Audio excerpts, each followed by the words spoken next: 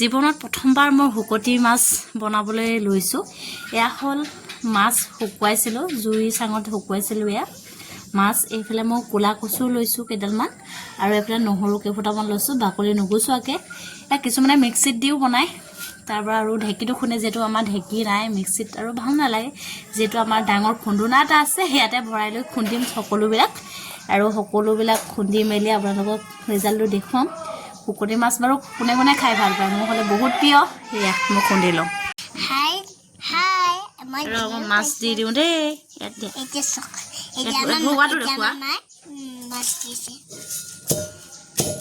এনেকৈ এনেকৈ চব মাছখিনি খুন্দি লওঁ।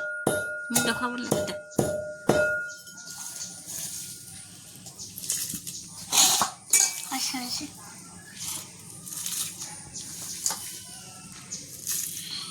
শুকতি মাছ খাবানে জিও? খাম। ইমান ধুনীয়াকৈ হৈ গৈছে।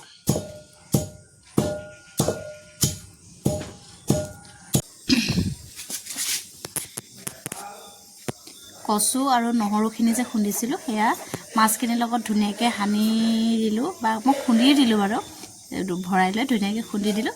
এয়া শুকতি ৰেডি হৈ গ'ল মোৰ। আৰু এতিয়া এইখিনি টেমাত মই ভৰাই থৈ দিম। চিচাৰৰ টেমাতো থ'ব পাৰে বা চুঙাতে ভৰাই, কিন্তু যিহেতু মোৰ চুঙা এতিয়া নাই, সেইকাৰণে মই টেমাতে ভৰাই ৰখি দিম। আৰু এইটো এবছৰলৈকে ধুনীয়াকৈ খাব পাৰি, ধুনীয়াকৈ যদি ভালকৈ ৰাখোঁ। এয়া নহৰুখিনি আছে, এইখিনি অলপ তেল অকণমান দি, পিঁয়াজ অকণমান দি তেলত ভাজিও খাব পাৰে, নহ'লে পাতত দি খাব পাৰে। জুইত দি পিনি পাতত দি খালে বহুত বেছি টেষ্ট লাগে। ইয়াৰ সুগন্ধিতে ভাতখিনি বহুত বেছিকৈ খাব পাৰি। আপোনালোকে কেনে পায় জনাবচোন দেই। মই আজি শুকতিটো এনেধৰণে বনাইছোঁ।